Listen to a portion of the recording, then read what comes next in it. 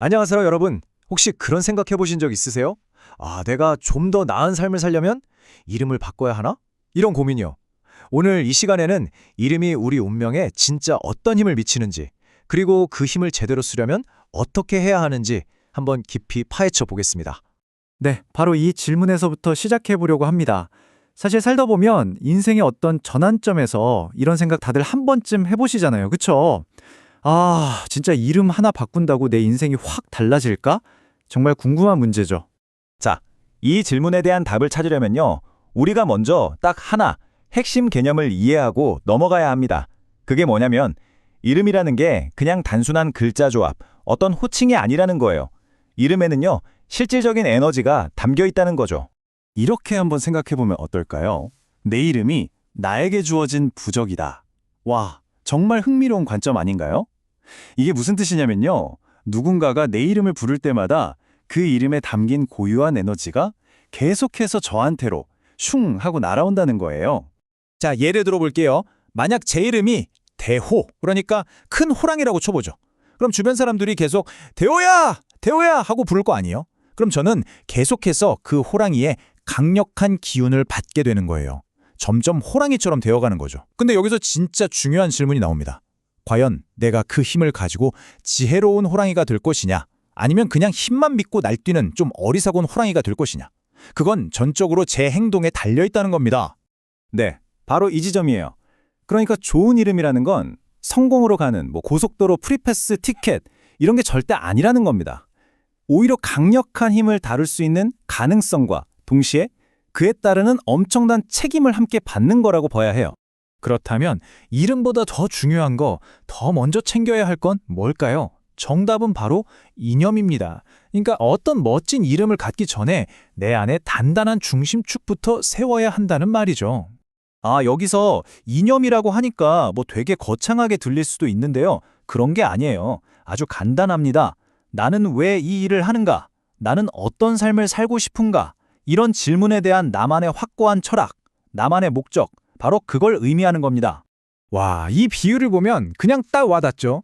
세상을 널리 이롭게 하겠다는 그런 큰 뜻을 품은 사람이 있는데 이름이 소똥이일 수는 없잖아요. 그쵸?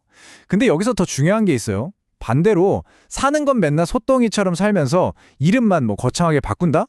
그게 무슨 소용이 있겠어요. 그건 아무 의미가 없는 거죠. 오히려 옷에 안 맞는 것처럼 어색하게만 할 뿐입니다.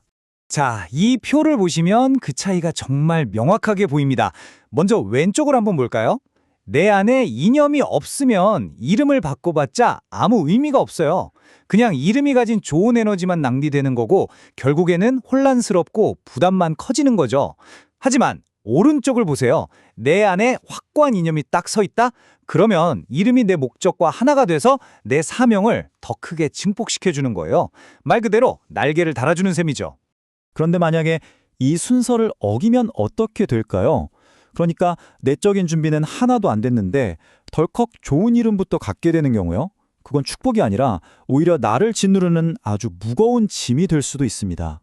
왜냐하면요. 좋은 이름, 강력한 이름은요. 마치 거대한 자석 같아요. 그 이름이 가진 힘이 뭘 끌어당기느냐?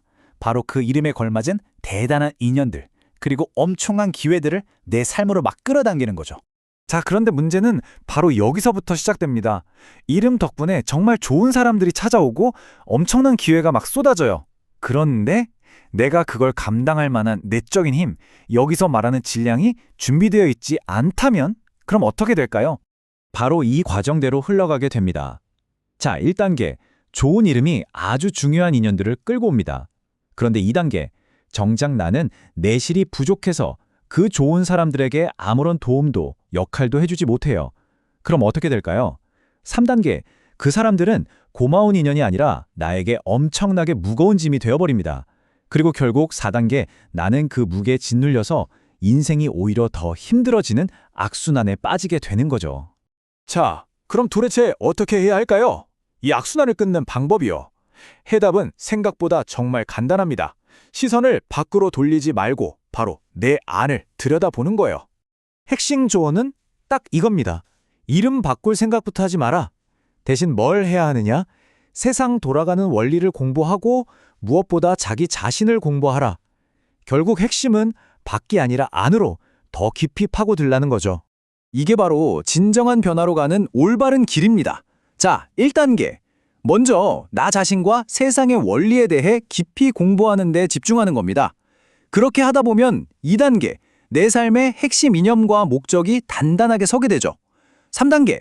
그럼 자연스럽게 내가 이 사회에서 어떤 역할을 해야 하는지가 보이기 시작해요. 그리고 마침내 4단계에 이르면 내 이름과 내 목적을 딱 맞출 수 있는 그런 기회가 신기하게도 저절로 찾아오게 된다는 겁니다. 결국 오늘 이야기한 이 모든 내용을 딱 한 문장으로 정리하면 바로 이겁니다.